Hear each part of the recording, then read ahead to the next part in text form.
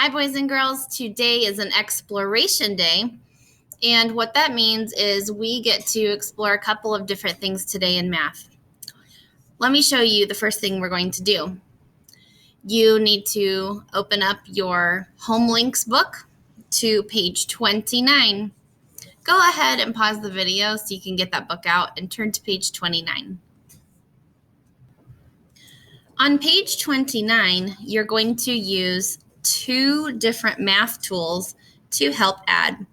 We're going to be using a number line. We're also going to be using a number grid. So what I would like you to do is find the sum in two different ways. 56 plus 10 equals the sum. So remember, the sum is the answer to an adding problem. So I would like you to find this answer in two different ways. Number one, use the number line and show your hops. Record your answer. So you're going to start on 56 and hop 10 spaces until you land on your answer.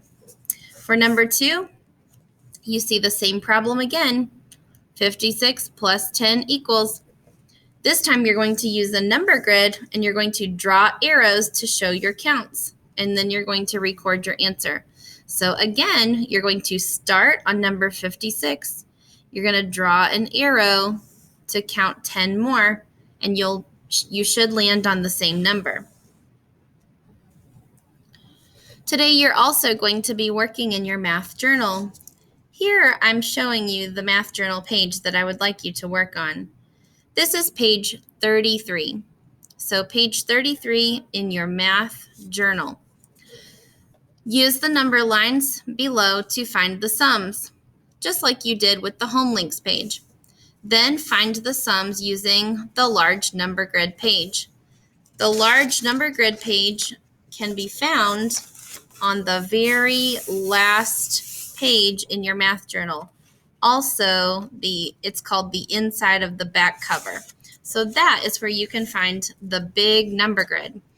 So look at number one. Show 62 plus 10 on the number line below.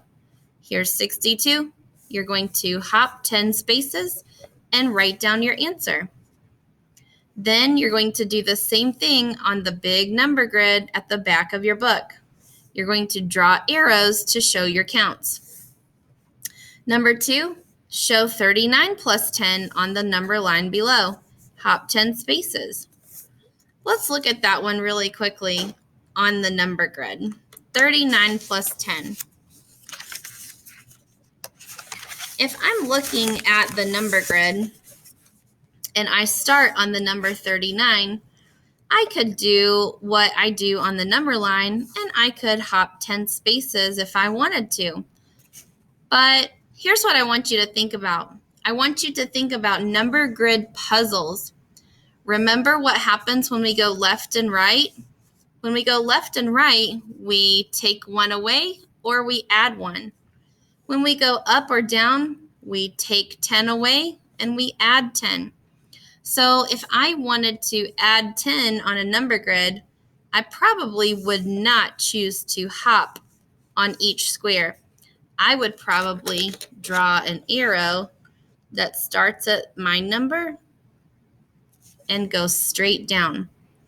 39 plus 10 is 49. If I wanted to know what 43 plus 10 was, I would draw an arrow down and I know my answer would be 53. If I wanted to know what 5 plus 10 was, I would start at 5 and draw an arrow down, and that's plus 10. Let's say I wanted to know 76 minus 10. If I do minus, I go up with my arrow, and the answer would be 66. So if you want to add 10, you draw a down arrow. If you want to subtract 10, you draw an up arrow. So you are going to answer several questions using a number line and also using a number grid. At the bottom, you see a more challenging problem. I know a lot of you love a good challenge. So this is a try this problem. Show 45 plus 12 on the number line below. Start at 45 and hop 12 spaces. Then show 45 plus 12 on the number grid. Well, I know that if I draw a down arrow, I am adding 10, but what if I'm adding 12?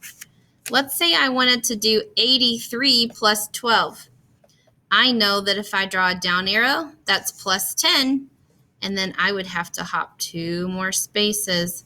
So I know 83 plus 12 would be 95. Pretty neat, huh? We can use arrows on a number grid to help us solve problems. So boys and girls, we are using some adding tools today to explore some addition problems today.